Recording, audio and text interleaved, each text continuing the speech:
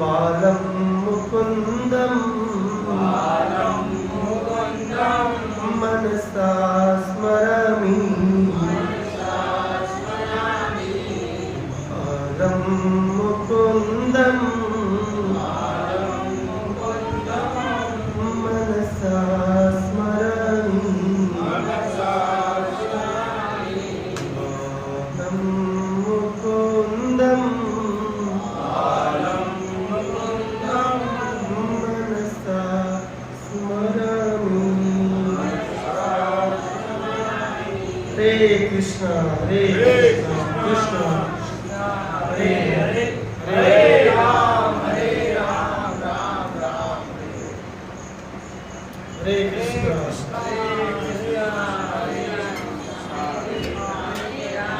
राम हरे राम राम राम हरे हरे हरे कृष्णा कृष्णा कृष्णा हरे हरे हरे राम आप सब लोगों का हम स्वागत करते हैं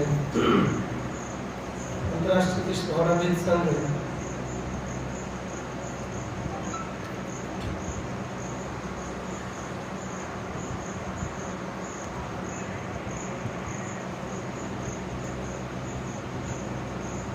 आप सभी भक्तों का हम स्वागत करते हैं अंतर्राष्ट्रीय कृष्ण भावनाविद संघ के द्वारा प्रतिष्ठापित इस सुबह के श्रीमद् भागवतम की कक्षा में और साथ ही साथ हम सभी लोग शुद्ध विशुद्ध वैष्णव एवं वैष्णवी माताएं हैं, अतः आप सभी लोगों से मैं जो भी दृश्य और अदृश्य हैं आशीर्वाद की याचना करता हूँ कि आप आशीर्वाद दें ताकि गुरु और गौरांग की प्रसन्नता के लिए श्रीमद् भागवतम के मर्म को, रहस्य को, गुह्यतम राज को एज इट इज आपके कर्णधरों के माध्यम से हृदय तक पहुंचाने की एकमात्र सेवा कर सकूं। अतः आप सभी लोगों के चरणों में वांछा कल्पतरुभ्यश्च कृपा सिन्धुभ्यश्च पतितानां पावनेभ्यो वैष्णवेभ्यो अनंत कोटि वैष्णव वृंद की नाम आचार्य शिवदास ठाकुर की जगद्गुरु श्रील प्रभुपाद की। So Srimad Bhagavata Mahapurana, we are reading from Srimad Bhagavata Mahapurana canto 6 chapter 1 text number 37। हम लोग श्रीमद् भागवत महापुराण के 6वें स्कंद के पहले अध्याय के 37 नंबर श्लोक का पारायण करेंगे, चर्चा करेंगे। 6:1-37 इस अध्याय का नाम है अजामिल के जीवन का इतिहास। श्लोक इस प्रकार है, दोहराइएगा। श्री शुकवाच इत्युक्ते यमदूतैस्ते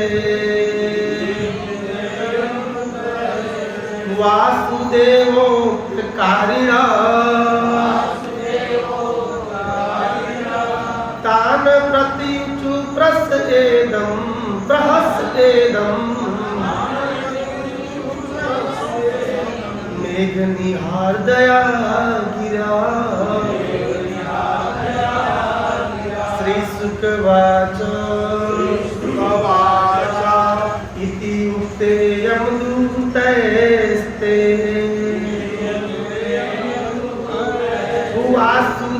वासुदेवोक्तकारिणा तान् प्रत्युचुः प्रहस्येदं मेघनिहार्दया गिरा। श्रीशुकवाच इत्युक्ते यमदूतैस्ते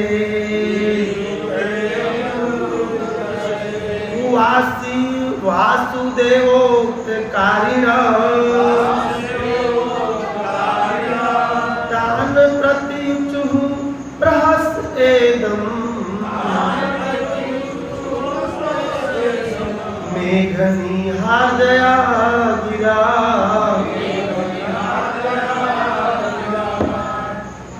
बोलिए। श्री सुखवाच तिरुक्तेयं दुःखस्ते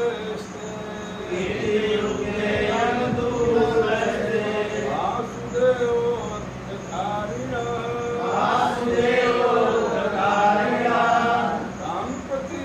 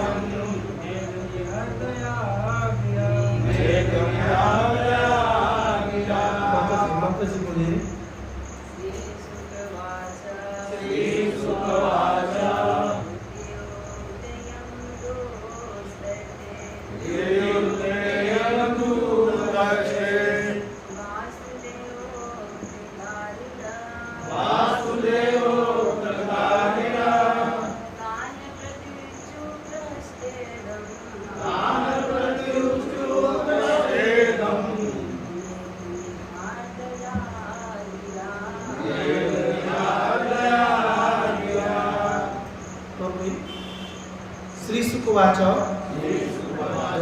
श्री सुखवाच श्री सुखदेव गोस्वामी ने कहा इति इस प्रकार उक्ते कहे जाने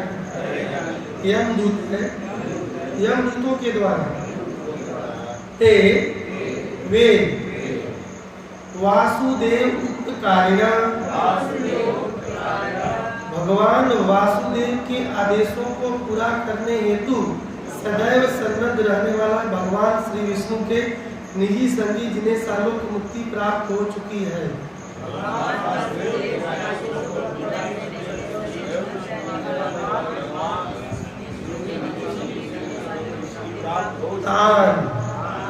उनको प्रतिचुः उत्तर दिया रहस्य हंसकर इदम यह मेघ निहारदया गरजने वाले बादल के समान गूंजती गिरा बाड़ी से अनुवाद एवं तात्पर्य बाय डिवाइन ग्रेस भक्ति वेदांत जगतगुरु श्रील प्रभुपाद जी के द्वारा इस प्रकार है। जगतगुरु श्रील प्रभुपाद की जय। दोहराइएगा।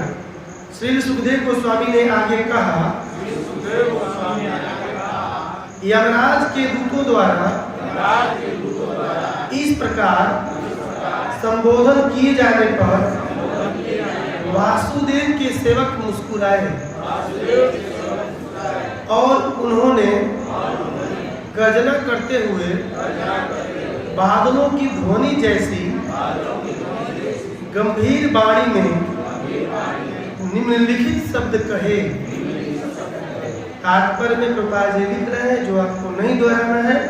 यमदूतों को यह देखकर आश्चर्य हो रहा था कि विष्णुदूत शिष्ट होकर भी यमराज के शासन में बाधा पहुंचा रहे हैं। इसी प्रकार विष्णुदूत भी आश्चर्यचकित थे कि अपने आप को धर्म के सर्वोच्च निर्णायक के सेवक होने का दावा करने वाले यमदूत धार्मिक कर्म के सिद्धांतों से परिचित नहीं है। अतः यह सोचकर विष्णुदूत हंसने लगे। ये लोग यह क्या बता रहे हैं?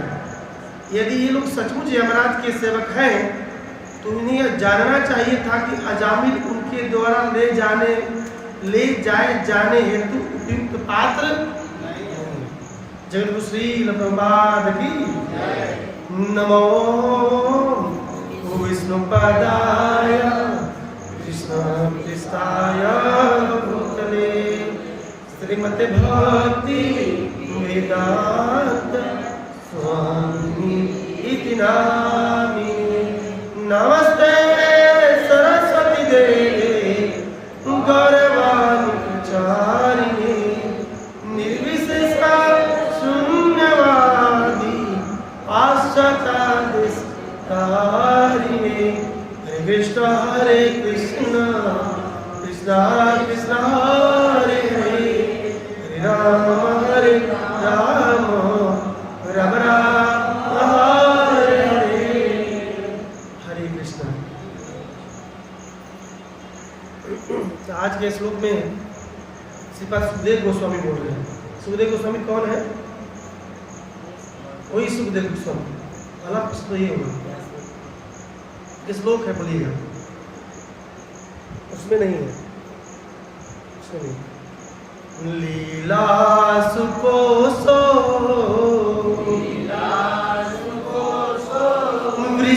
वृषभानुजाया पवित्र चंचू प्रिय चुंबनेन एकांतिको नंदा निरहास्य पाति गोलोक प्रसाद सदा निवासी। लीला सुकोसो वृषभानु जाया। ये जो सुख है वृषभानु की जो पुत्री है उनके पर्सनल मैसेंजर है। ये श्लोक रूप गोस्वामी लिखते हैं, लीला सुकोसो। अब गाने में कितना आनंद आ रहा होगा आप लोगों को? मुझे तो आ रहा है, अब आपको आ रहा है। ये श्लोक कहीं नहीं मिल रहा है, इसको मैंने पेन से लिखा है। अच्छा, लीला सुकोसो वृषभानु जाया। सुखदेव जी कौन है?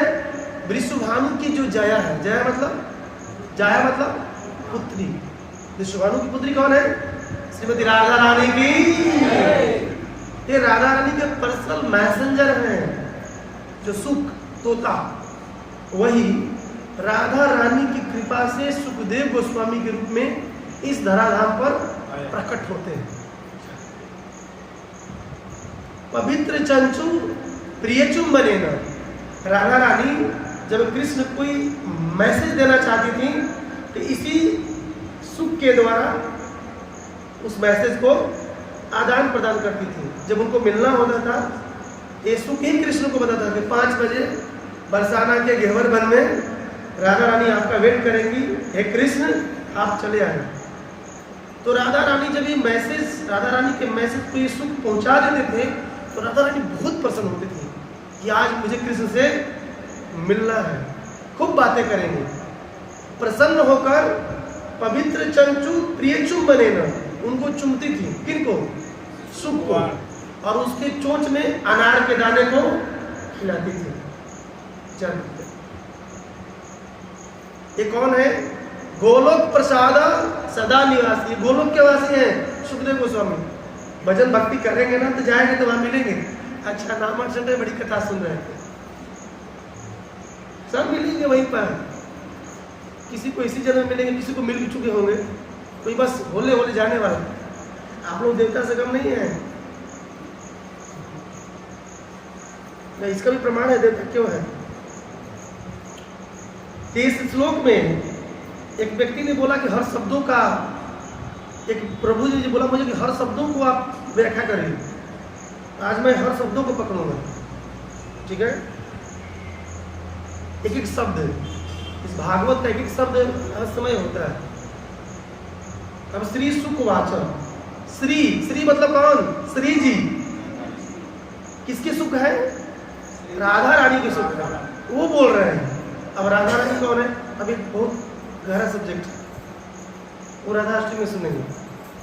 करें इति उक्ते यम दूतय, इति उक्ते यम दूतय। इति मतलब इस प्रकार, उक्ते मतलब कहे, यम दूते यमराज के दूतों के द्वारा इस प्रकार कहने पर। तो किस प्रकार? प्रश्न ही आता है, किस प्रकार कहने पर, अर्थात क्या कहे यमराज के दूत, क्या कहे। ये राज नहीं छिपा हुआ इसमें। इति उक्ते यमदूत है, यमदूत ते हटा दीजिए, यमदूत है ते वासुदेव उक्त करने के लिए यूज किया गया। इति उक्ते यमदूत है, अब इसी पे चर्चा करेंगे। इति उक्ते यमदूत है। इति मतलब इस प्रकार, उक्ते मतलब कहना, बोलना। इस प्रकार यमराज के दूतों के द्वारा कहे जाने पर। तो किस प्रकार, अर्थात क्या कहे जाने पर। तब पिछले श्लोक में चलेंगे। पिछले श्लोक में यमराज के दूत कहते हैं कि हे विष्णु के दूतों, उनको नहीं मालूम कौन है। जब अजामिल नारायण का नाम लिया तो विष्णु के दूत उस अजामिल के आत्मा को तान हस्तान, पास से बांध कर खींच रहे थे। तो जैसे ही नारायण नाम लिया तो यम विष्णु के दूत वहां पर क्या किए? नहीं आए, आ गए। बोले कि जल्दी डालो, जो आत्मा खींच रही है उसको अंदर करो, सिंचित करो। और ऐसा कहते हैं आचार्य, वो लोग डर के मारे छोड़कर उस रस्सी वगैरह को भाग गए, दूर खड़े हो। अरे जान बची तो बहुत कैंडिडेट मिलेंगे उठाने के लिए, जान आई तब तो नौकरी करेंगे भाई, दूसरे को पकड़ेंगे, दूसरा अजामिल पकड़ेंगे। ये लोग बोल रहे हैं वहां पर टीकाओं में, कह रहे हैं सीधा स्वामी की, बोल रहे कि जल्दी छोड़ो तो मैं जान से मार दूंगा। ऐसा महाराज भी कह रहे हैं, जल्दी छोड़ो नहीं तो मैं जान से मार दूंगा।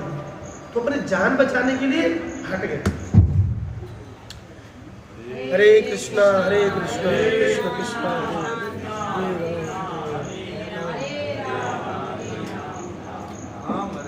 जब हट गए तो यमराज के हरे कृष्णा कृष्णा कृष्णा हरे हरे, हरे राम राम राम हरे हरे। तो जब यमराज के दूत हट गए तो उस समय टीवी बंद कर दीजिए। यमराज के दूत कह रहे हैं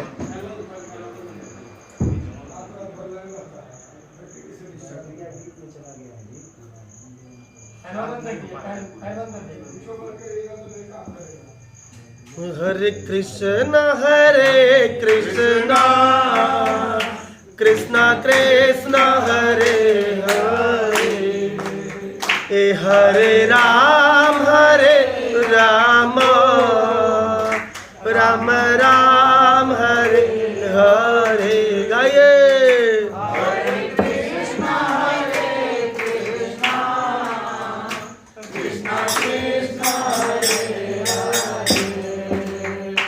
हरे राम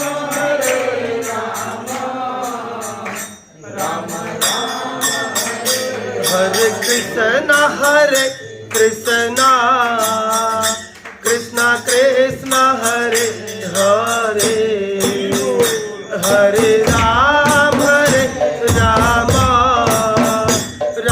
राम हरे हरे।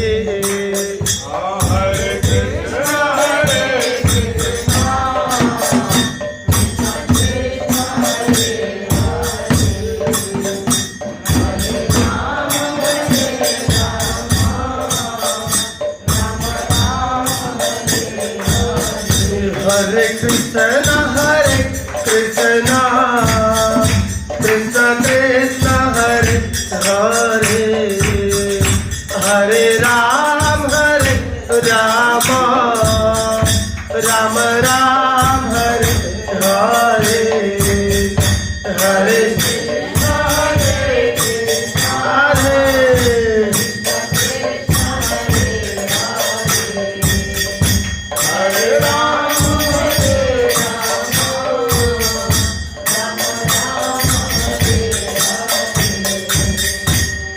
जब यमराज के दूत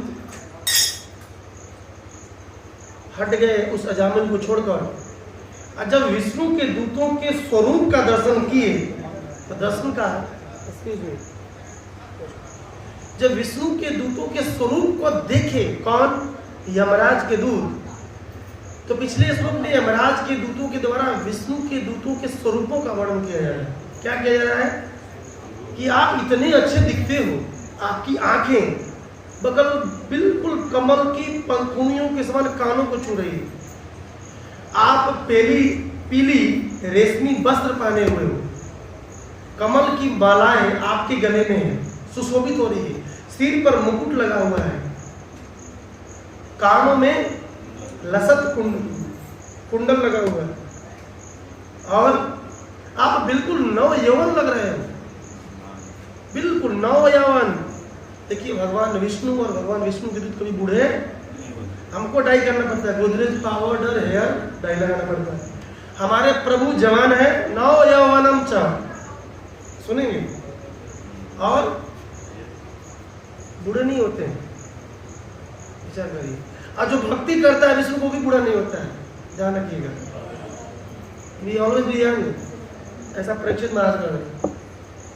भक्ति करने वाला आदमी हमेशा यंग रहता है। देखिएगा, जो भौतिक जगत में भक्ति नहीं कर रहा है ना, 25 साल में उसका चेहरा देखिएगा, लगता है जैसे क्या बताया जाए, सब चूसा गया है, सब कर गया है, खत्म। लेकिन भक्ति करने वाला व्यक्ति बिल्कुल फ्रेश रहता है। आप अनुभव करिएगा, आप इसके विचार से देखिए, भक्ति में बड़ी पावर होती है, बिल्कुल फ्रेश रखती है। कि भक्ति किसकी करते हैं हम लोग? भगवान विष्णु की। भगवान विष्णु कहते हैं नव यौवन आद्यम पुराण पुरुषम नव यौवनम च, हमेशा नव यौवन, 16 साल के बिल्कुल टकाटक रहते हैं, उसे न ऊपर में उसे नीचे। विचार करिए, वो बाल भी उनके नहीं जाते, बाल रहता है। तो कहने का मतलब है यमराज के दूत रात्रि में आते हैं और कह रहे हैं यमराज के दूत की आप लोग कितने सुंदर दिखते हो, आपके शरीर से इतनी आभा निकल रही है, उस प्रकाश आने से पूरा प्रकाशमय हो गया इस जगह में, अजामिल जहां पर था। तो महाराज कहते हैं, आचार्य कहते हैं कि यमराज के दूत रात में आते हैं, दिन में नहीं आते, और रात में उठाकर उनको पास को बांधते हैं, फिर ले जाते हैं। तो विचार करिए, महाराज कहते हैं कि जब अजामिल ने एक नाम लिया, क्या? नारायण, तो कितने दूत आए? तो हम लोग तो कितने नाम लेते हैं? हरे कृष्णा कृष्णा कृष्णा कृष्णा हरे हरे हरे राम राम राम हरे हरे।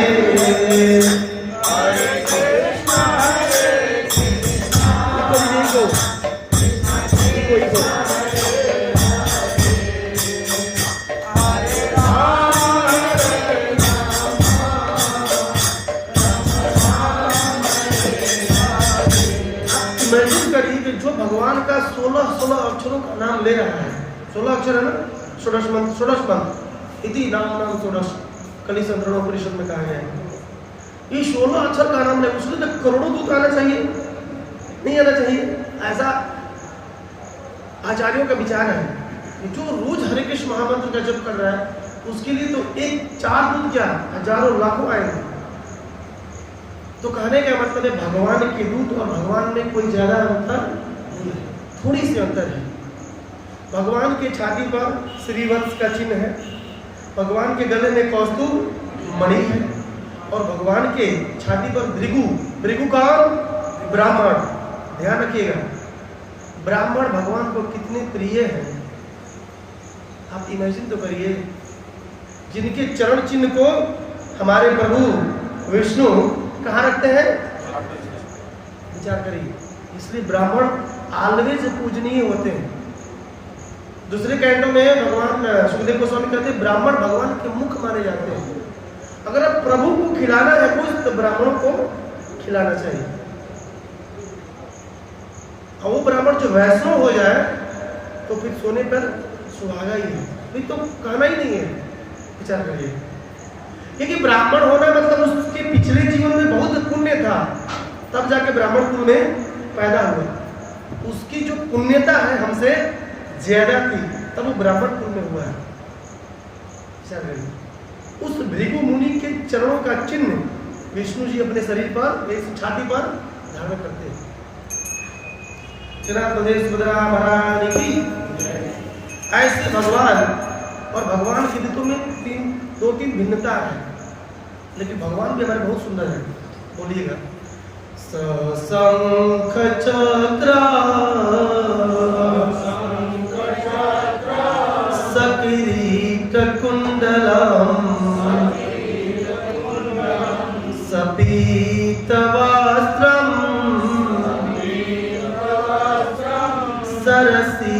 सरसीरुहेक्षणम सहार वक्षस्थल शोभी कौस्तुभम नमामि विष्णु शिरसा चतुर्भुजम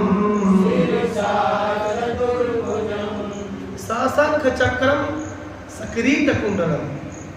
प्रभु क्या रहते हैं, शंख चक्र किरीट, किरीट मतलब मुकुट, कुंडलम कान में कुंडल, सपीत वस्त्रम पीला वस्त्र पहनते हैं, पीताम्बरधारी है, और सरसी रुहेक्षणम जो उनकी आंखें कैसी है, बिल्कुल सरसी कमल के पंखुड़ियों के समान लंबी लंबी, बिल्कुल कानों तक टच होती है। चैतन्य महाप्रभु की आंखें बिल्कुल कानों तक टच होती है, इतनी बड़ी बड़ी आंखें ऐसे। सहार वक्षस सलसोभी कौस्तुभम, भगवान विष्णु के गले में कौस्तुभ मणि की हार होती है। ऐसे विष्णु को नमामि विष्णु शिरसा चतुर्भुजम, ऐसे चतुर्भुज भगवान विष्णु को मैं क्या कर रहा हूँ, सिर से नमस्कार कर रहा हूँ। ये भगवान और भगवान के दूतों में थोड़ा बहुत अंतर दिया गया है, विचार करें। इसलिए इन सभी बातों को जब यमराज के दूत कहे तो सुखदेव गोस्वामी कहते हैं, क्या कहते हैं, इन सभी बातों को कौन कहे, इति उक्तय यमदूत, इन सभी बातों को यमराज के दूत कहे। किससे कहे, बोल रहे हैं ते वासुदेवोक्त कार्य, किससे कहे, ते माने वे मतलब विष्णु के दूत, वासुदेवोक्त कार्य जो वासुदेव के आदेश को पालन करने के लिए हमेशा सज्ज रहते हैं, तैयार रहते हैं, उनके दूत यानी विष्णु के दूत क्या किए, सुने, उनसे कहे। क्या कहे, जो पीछे बात हुई वो बात कहे। इस समझने की बात है कि अजामिल जब भगवान नारायण का नाम लिया तो नारायण के दूत है, विष्णु के दूत है, लेकिन सुखदेव गोस्वामी यहाँ पर वासुदेव शब्द क्यों यूज कर, तो विचार करिए।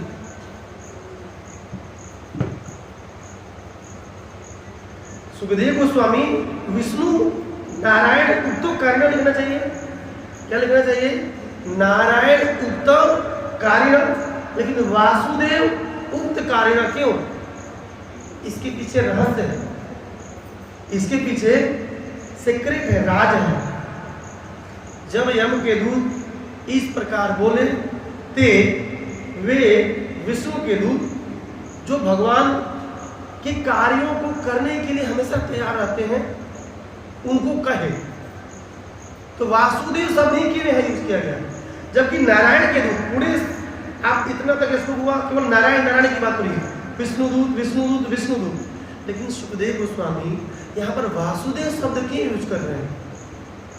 यहाँ पर वासुदेव की जगह नारायण उक्त कार्य लिख सकते थे, विष्णु उक्त कार्य भी लिख सकते थे, लेकिन वासुदेव क्यों? बताइए कुछ। वासुदेव ही नारायण है, वासुदेव ही नारायण है। ठीक है, प्रभु जी ने बोला वासुदेव ही नारायण है। ठीक, और कोई? देखिए सुखदेव गोस्वामी कह रहे हैं तो कुछ ना कुछ इसमें गहराई होगी। क्या गहराई है तो खुलेगा तो जी कुछ प्रकार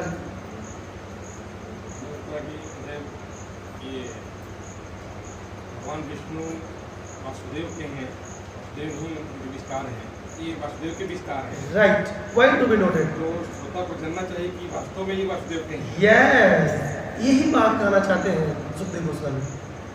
पहले वासुदेव कौन है? वसुदेव सुरसेन के पुत्र हुए। कौन हुए? सुरसेन के राजा मथुरा के, और उनके पुत्र हुए कृष्ण, बलराम और सुभद्रा महाराज। तो कृष्ण वसुदेव के पुत्र होने की वजह से इनको वासुदेव कहा जाता, ये पहले समझना चाहिए। वासुदेव क्यों? वसुदेव के पुत्र होने के कारण वासुदेव कहा जाता है। और नारायण के दूत आए हैं, लेकिन यहाँ पर वासुदेव शब्द का यूज हो रहा है। प्रभु जी ने बिल्कुल एग्जैक्ट बताया, बिल्कुल यही बात सुखदेव जी साबित करना चाहते हैं।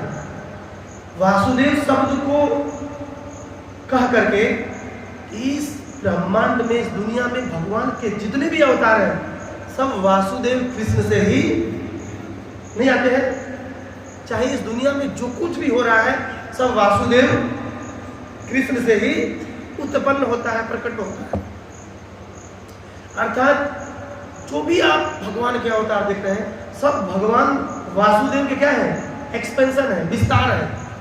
यानी वासुदेव कृष्ण ही मूल है, वो रूट है, वही सोर्स है, उनके अलावा कोई सोर्स नहीं है। वही आद्यम पुराण पुरुषम, वही आदि पुरुष है, वही पुरातन है, सबसे पुराने हैं। और यही बात कृष्णदास कविराज भी कहते हैं, सर्वयावतारी कृष्ण स्वयं भगवान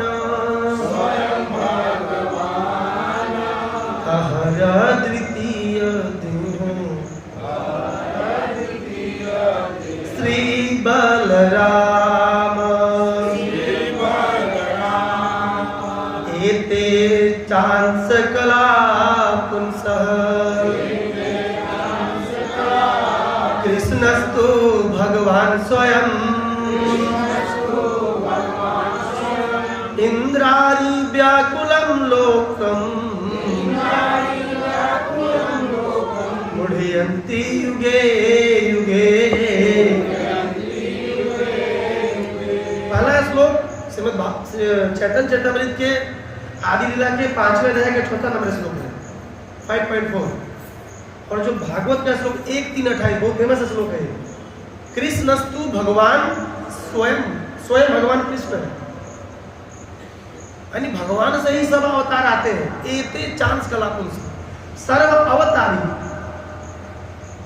सर्व अवतारी कृष्ण स्वयं भगवान, सभी अवतारों के सोर्स भगवान कृष्ण ही स्वयं क्या है? भगवान है, स्वयं भगवान है। उनके ऊपर कोई नहीं। मत्तः परतरम नान्य किंचित अस्ति धनंजय 7.7 भगवद गीता।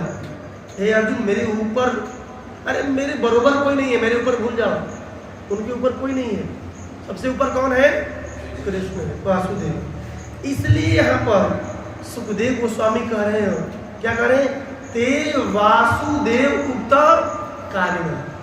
इस प्रकार यमराज के दूतों के बातों को सुनकर वासुदेव कृष्ण नारायण के दूत जो हमेशा उनकी सेवा करने के लिए तैयार होते हैं, सुने उनकी बातों को। किनकी बातों को सुने? किनकी बातों को सुने? तो सुखदेव गोस्वामी कह रहे हैं इति युक्तयम दूतय, बोलिए ते वासुदेव कारिणा।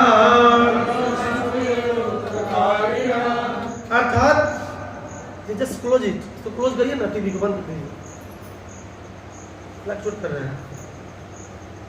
इस प्रकार यमराज के दूतों के बातों को जब सुनकर विष्णु के दूत सुने तो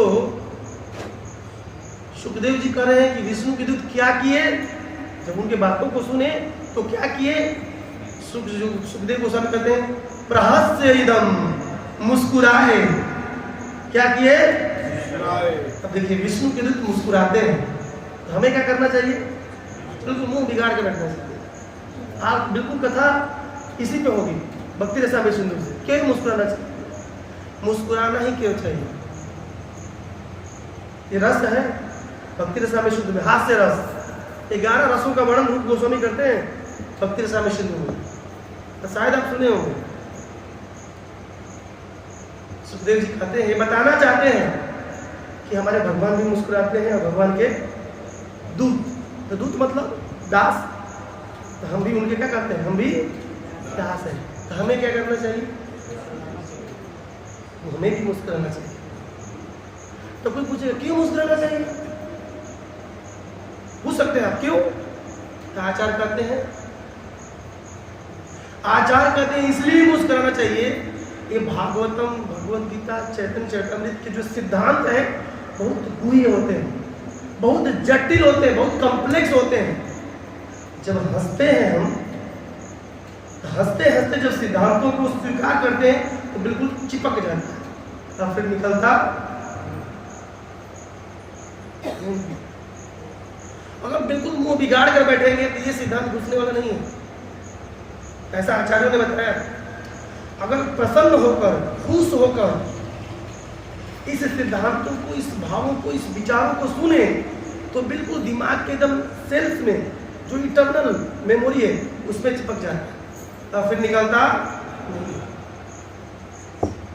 जो भक्ति तत्व है बहुत गुह्यतम होता है, इसको समझना और इसको याद करना उससे भी बहुत कठिन है। लेकिन हंसते हुए, प्रसन्न होकर के, प्रहस्य, प्रहस्य, इसमें उपसर्ग लगा हुआ है, प्रकृष्ट रूपेण हस्य। ऐसा क्यों हो रहा है? हरे कृष्णा कृष्णा कृष्णा हरे हरे। इस लाइन को मत करिए, इसको मत करिए, बोलिए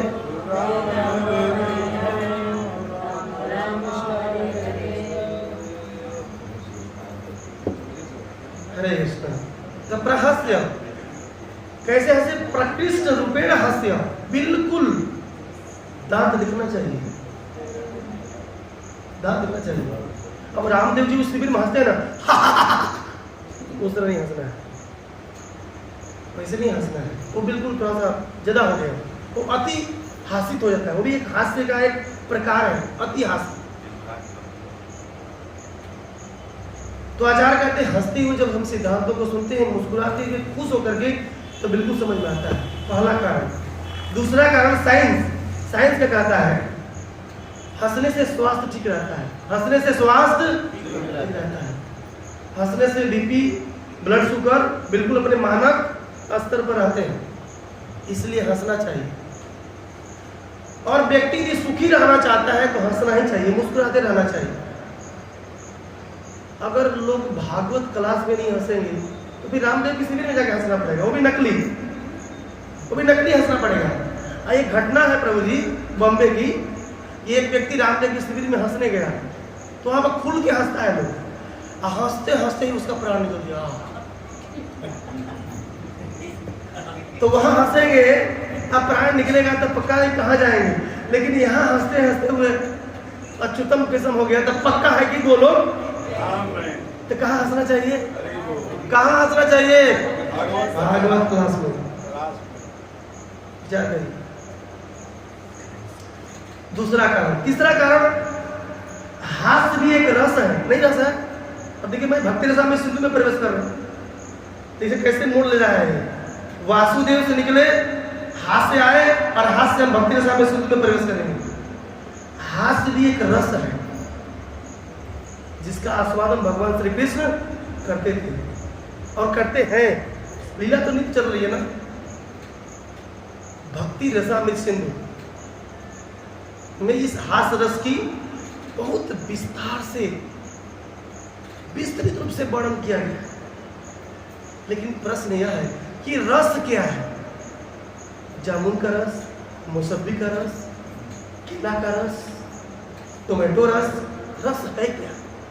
प्रश्न में पहले रस समझे तब हास्य तो समझ गए। हंसना, रस क्या है बताइए? ये रस किसे कहते हैं? प्रश्न है, रस किसे कहते हैं? गन्ने को रस को ही रस कहते हैं कि मैंगो के रस को ही रस कहते हैं? रस क्या है? विचार करिए, बताइए, कुछ तो बोलिए। भगवान के साथ अपने को संतुष्ट करना वही बहुत रस है, वही वो रस है। भगवान के साथ संतुष्ट, अपने को भी, अच्छा, अपने को भी संतुष्ट करना, हंसना, मतलब अपने आप को सेटिस्फाई, मतलब संतोष रखना, रस है। और हाँ, भक्ति तो रस, 11 रस है, चर्चा करेंगे। लेकिन रस, पहले रस तो समझे, रस क्या है, तब हम समझेंगे आगे। इस वस्तु से हमारी एक मिनट, स्वाद प्राप्त होता है, जिस वस्तु से, सुनिए, हाँ, हमारी इंद्रियों को स्वाद प्राप्त होता है, स्वाद मतलब आनंद। रस का मतलब होता है आनंद। रस का मतलब क्या होता है? आनंद। एक भरत मुनि नामक राइटर हुए, उन्होंने एक ग्रंथ लिखा है नाट्य शास्त्र। उसमें रस की बहुत विस्तृत वर्णन किया गया है, बहुत विस्तृत। वो रस कितने प्रकार के होते हैं, कितने भाव होते हैं, क्या अनुभव होते हैं, इतनी मोटी बुक है, 4 वॉल्यूम में आती है, नाट्य शास्त्र नाम है उसका। उसमें रस के बारे में पूरा वर्णन है, कंप्लीट। कभी पढ़िएगा उसको, ग्रंथ भी बता। भरत मुनि ने नाट्य शास्त्र नाम का ग्रंथ लिखा है, उसमें रस के बारे में पूरा विस्तृत वर्णन है। जो भागवत में पढ़ते हैं ना हम लोग, रस, भक्ति रस, वात्सल रस, शांत रस, दास रस, सब रसों का वर्णन पूरा विस्तृत रूप से किया गया है। किसी चीज को पढ़ने, सुनने, सुनाने में जो आनंद का, अपनी इंद्रियों की जो आनंद की अनुभूति होती है, उसे ही रस कहा जाता। जैसे कुछ सुने हम, जैसे रसगुल्ला खाए तो जो आनंद आया, तो वो आनंद क्या है? दैट इज रस। जैसे सामने पनीर चिल्ली था, तो जो पनीर चिल्ली खाया होगा तो आनंद आया होगा, तो जो आनंद था पनीर चिल्ली खाते समय, वो क्या है? रस है। कुछ सुने और सुनने के बाद जो आनंद आया, वो रस है। रस के बिना कोई चीज बिल्कुल बेकार होती है। चाहे कोई कविता हो, चाहे कोई वाक्य हो, चाहे काव्य हो, चाहे कुछ भी हो, यदि इसमें रस नहीं है तो क्या लगेगी? नीरस, नीरस हो जाएगी, नीरस ही होगी, तो नीरस हो जाएगी। कहते हैं रसात्मकम काव्यम वाक्यम, वाक्य जो काव्य है वो रस से युक्त होना चाहिए। जिस वाक्य में रस नहीं है वो वाक्य काव्य नहीं कहा जा सकता है। अब महामंत्र में रस है, गाते हैं तो आनंद आता है, तो वो आनंद क्या है? रस है। रूप गोस्वामी भक्ति रसामृत सिंधु में 11 प्रकार के रसों का वर्णन किया हुआ। कितने प्रकार के? 11। बोलिएगा, श्रृंगार रस, सभी लोग बोलिए, श्रृंगार रस, हास्य रस, करुण रस, वीर रस, अद्भुत रस, भयानक रस, रौद्र रस, विभत्स रस, शांत रस, वात्सल्य रस, भक्ति रस, भक्ति रस। लेकिन इन सभी रसों को भी दो भागों में बांटा गया है, एक प्रधान और एक गौण। तो प्रधान रस में आते हैं भक्ति रस, शांत रस, वात्सल्य रस और श्रृंगार रस। ये कौन सा है? प्रधान है। क्या है? प्रधान है। भक्ति, शांत, वात्सल्य और श्रृंगार प्रधान है। गौण क्या है? अद्भुत, वीर, करुण, रौद्र, भयानक, विभत्स एवं हास्य रस।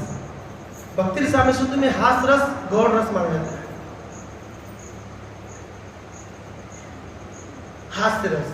तो अब प्रश्न उठता है कि हास्य रस किसे कहते हैं? जगन्नाथ सुभद्रा महारानी की, श्री गौर निताई सुंदर की।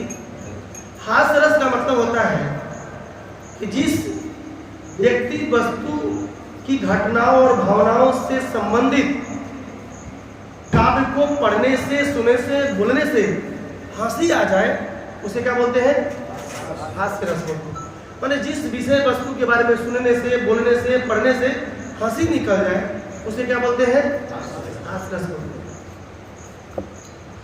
इस तरह के हास्य रस का आस्वादन कृष्ण किया करते थे। आइए, इसमें भागवत जी में वर्णन है कृष्ण कैसे हास्य रस का आस्वादन करते थे, उसका वर्णन रूप गोस्वामी भक्ति रसामृत सिंधु में करते हैं।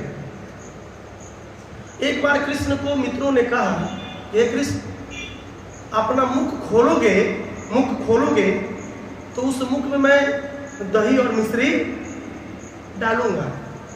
भाई हमारे कृष्ण हाजिर जवाबी हैं, तुरंत मुंह खोल के बैठ गए, खोल दिए मुंह। तो ग्वाल बालों ने, सखाओं ने क्या किया कि उनके मुख में दही और मिश्री न डालकर किसी भी तरह का फूल डाल दिया। क्या डाल दिया? फूल डाल दिया। तो जैसे ही कृष्ण ने उस फूल को क्या किया? चबाया। तो भाई फूल चबाएंगे तो मुंह बिगाड़ेंगे। तो जैसे ही मुंह बिगाड़े तो बिल्कुल अजीब तरह का मुंह बना। तो ग्वाल बालों ने ठठाकर हंसना शुरू किया। क्या किया? खूब हंसना शुरू किया। जैसे कोई व्यक्ति को खिलाते हैं और खिलाकर मुंह से हटा ले, हंसते नहीं है?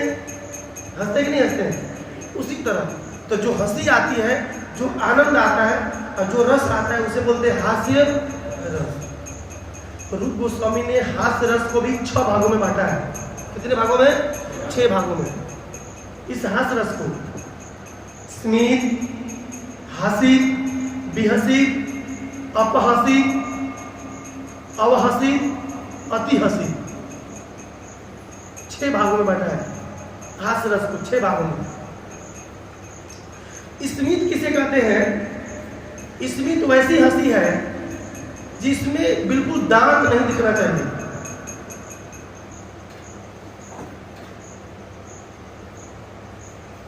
दांत नहीं दिखना चाहिए, दिस इज स्मित। देखिए भागवतम क्या सिखाता है? स्मित, दांत नहीं दिखना चाहिए, इसे स्मित बोलते हैं। रूप गोस्वामी बोलते हैं, आप पढ़िएगा इसी ग्रंथ में भक्ति रसामृत सिंधु में। स्मित मतलब दांत नहीं दिखना चाहिए। परंतु आंखों में और गालों में कुछ फर्क चेंज हो रहा है, कुछ चेंजेस हो रहा है, बदला बिल्कुल प्रैक्टिकल। स्मित। हसित में क्या होता है? हसित नामक हास्य रस में उसमें दांत दिखता है, थोड़ा दांत थोड़ा दिखता है। कैसे? थोड़ा दिख रहा है ना, दांत दिखता है, थोड़ा, ज्यादा नहीं। विहसित में बिल्कुल दांत स्पष्ट दिखता है। कैसे प्रभु जी? बिल्कुल क्लियर दांत दिखता है। विहसित, देखिए प्रैक्टिकल कर रहा हूं मैं। स्मित, दांत नहीं तो डेंटिस्ट के पास जाए, दांत लगवाए। उसके बाद दांत दिखाए, है ना। स्मित, हसित, बिहसित। एक चौथा है अवहसित। अवहसित, जब अवहसित हास रस में क्या होता है, वो व्यक्ति इतना हंसता है कि नाकें फूल जाती है, नाक फूल जाती है और तिरछी नजरों से हंसता है, ऐसा लिखा गया है, तिरछा करके हंसते रहे। ये बोलते हैं अवहसित। अपहसित माने जिस हंसी से आंखों में अश्रु आ जाए। कुछ लोग देखते हंसते हंसते रोने लगते हैं, बोले अब चुपवाओ भाई, उनको हंसने लगे, हंसते हंसते रोने लगते हैं और उनका कंधा हिलने लगता है, ये कंधा हिलने लगता है बिल्कुल। आप ये देखिए, इसमें सब लीला है, मैं लीला में नहीं जा रहा, ये सब पे लीला है। एक एक हास रस पर भगवान ने लीला करी है। मैं लीला जाऊंगा तो समय उधर खत्म होगा, आप लोग गुस्साएंगे कि हमेशा समय ज्यादा लेते हैं। एक एक हास रस पर एक एक लीला है कृष्ण की वृंदावन में। उसमें कंधा हिलता है, पूरा कंधा हिलता है, हम लोग हंसा है, कंधा हिलता है उसमें। इसमें नारद जी खूब हंसते हैं इस हास रस में। अति हसित में हंसने वाला व्यक्ति ताली बजाता है, ताली बजा के हंसता है, मजा आ गया, मजा आ गया, और उछलता है, कूदता है। जैसे अति हसित में आदमी ताली बजाता है, कभी देखे हैं कुछ, यदि आपको आनंद आया था ताली बजाते हैं, आदमी वो जंप करने लगता है, कूदने लगता है, अति हसित। ये सब हास्य रस के स्तर है, जिसका वर्णन श्रीपद रूप गोस्वामी कहाँ करते हैं, कहाँ करते हैं, भक्ति रसा में सिंधु में करते हैं। और विस्तृत जानना है तो भरत मुनि को नाट्य शास्त्र जो ग्रंथ है उसमें रस का बहुत सुंदर वर्णन किया गया है, विचार करिए। अतः सुखदेव गोस्वामी कहते हैं कि भगवान वासुदेव के पार्षद हंसे, तान प्रत्युच प्रहस इदम। सुखदेव गोस्वामी के क्या किए, कह रहे हैं कि यमराज के दूतों के बात को सुनकर विष्णु के दूत क्या किए, प्रहस्य, हंसे, और हंसकर क्या किए, हंसे। इसके पीछे श्रीधर स्वामी और विश्वनाथ चक्रवर्ती बात भी अपना खोपड़ी लगा रहे हैं। श्रीधर स्वामी कहते क्यों हंसे, श्रीधर स्वामी कहते क्यों हंसे भाई, क्यों हंसे। श्रीधर स्वामी कहते हैं कि विष्णु के दूतों ने सोचा कि ये लोग दंड अडंड के नियम को नहीं जानते हैं और अपने आप को यमराज का दूत कहते हैं। अगर ये यमराज के दूत होते तो यमराज 12 महाजनों में से एक महाजन है, इस अजामिल को उठाने के लिए बिल्कुल नहीं बोलते, लेकिन ये राज के दूत कहते हैं और उठाने आते हैं बिल्कुल धर्मात्मा को, जो नारायण का नाम ले रहा है। ये लोग यमराज के दूत नहीं हो सकते हैं। तो विष्णु के दूत सोच रहे कि डर के मारे बोल रहे हैं कि मैं यमराज का दूत हूं, क्योंकि ये लोग पकड़े गए, अब पकड़े जाएंगे, इनकी पिटाई हो जाएगी। इसलिए अपने आप को बचाने के लिए अपने आप को विष्णु का दूत नहीं, अपने आप को धर्मराज का दूत कहते हैं। ऐसा श्रीधर स्वामी कहते हैं। तो इस आश्चर्य से विष्णु के दूत हंसने लगे कि कैसे आश्चर्य नहीं होता है। हम कहेंगे हम इस्कॉन के हैं, तो आत्मा क्या है नहीं मालूम, आत्मा नहीं मालूम है आपको, क्या प्रभुपाद जी के फॉलोअर है, हंसी नहीं जाएगी आत्मा नहीं मालूम है आपको। प्रभुपाद जी अगले सूत्र में लास्ट प्रपोर्ट में कहते हैं कि यदि आप इस्कॉन के फॉलोअर हैं, इस्कॉन के भक्त हैं, तो आपको फिलॉसफी अच्छी से आनी चाहिए कि अधर्म है और क्या अधर्म है। कोई पूछ देगा प्रभु जी आत्मा क्या है, आत्मा सुने थे, आत्मा आती है रात में, शमशान में मिलती है नहीं। प्रभुपाद जी बोलते हैं हमारे भक्तों को बिल्कुल वकील की तरह वकालत करना चाहिए, दिस दैट, दिस सास दैट सास, इधर से बिल्कुल क्या करिए। उनको मालूम ही नहीं था यमदूतों को क्या धर्म है क्या अधर्म है। और विश्वनाथ चक्रवर्ती बाद एक और स्टेप और बोलते हैं कि विष्णु के दूत क्यों हंसे, क्योंकि ये लोग अपने आप को बोलते हैं कि मैं यमराज का दूत हूँ, लेकिन यमराज के दूत तो नाम महिमा को जानना चाहिए, क्योंकि धर्मराज क्या है 12 महाजन है। ये लोग यमराज के दूत नहीं है, ये प्रेत है। क्या है, प्रेत है। ये विश्वनाथ चक्रवर्ती बात कह रहे हैं। सनात दर्शनी में ये लोग प्रेत हैं और यमदूत रियली में प्रेत दिखते हैं। वक्रतुंडो ऊर्ध्वरोमणो, मुंह टेढ़ा और ये जो रोमड़े कैसे थे, लोहे के तार के समान खड़े खड़े होते हैं। तो टेढ़े मुंह वाला आदमी बतियाएगा तो कैसे लगेगा आपको? भूत की तरह नहीं लगेगा। तो विश्वनाथ चक्रवर्ती बात करते हैं ये लोग प्रेत हैं, आई सब अच्छे आदमियों को पकड़ने के लिए आए हैं। अब ये लोग हमको देख लिए तो अपने आप को बोल रहे हैं कि मैं यमराज का दूत हूँ बचाने के लिए। ऐसा श्रीधर स्वामी और चक्रवर्ती बात करते हैं। इसलिए तान प्रतीक्षो मेघ निहारया गिरा, तो हंस करके जब यमराज के दूतों के द्वारा इस प्रकार की वाणी सुने विष्णु के दूत, तो हंसे, मुस्कुराए और मुस्कुराने के बाद तान प्रतीक्ष बोलने लगे। कैसे बोले? मेघ निहारया गिरा, उनकी वाणी कैसी थी? मेघ के समान। जैसे मेघ गरजता है ना, बादल जैसे गरजता है उसके समान। आप पूछेंगे बादल के गरजने के समान क्यों? अरे सच्चिदानंद है वो। विष्णु के दूत कौन? सच्चिदानंद, चिन्मय देह है उनका। उनके लिए माइक्रोफोन की जरूरत नहीं पड़ती है। आचार्य कहते हैं इसलिए जब वो बोलते हैं तो उनकी वाणी मेघ के समान लगती है। हमें इस माइक की जरूरत पड़ती है लेकिन उनके लिए माइक की जरूरत नहीं पड़ती है। वो बोले कन्नौज में लेकिन ये वाणी पूरे मेघ में आच्छादित हो गई। कोई पूछते हैं कि सूत गोस्वामी नैमी साढ़े में जब कथा सुना रहे थे तो 88,000 ऋषि मुनि को कैसे सुना रहे थे?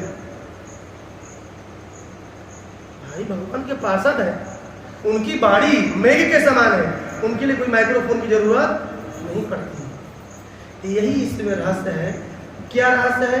कि जब यमदूत की बातों को सुने विष्णु के दूत तो मुस्कुराए क्यों ये भी हम लोग जाने, और मुस्कुराने के बाद बोले मेघ के समान अपनी वाणी को बोले। क्या बोले उसका वर्णन सुखदेव गोस्वामी अगले श्लोक में करे। जय श्रीमद् भागवत ग्रंथराज श्रीमद् भागवत महापुराण की, जगत गुरु श्रील प्रभुपाद की, हिताय गौ प्रेमानंद।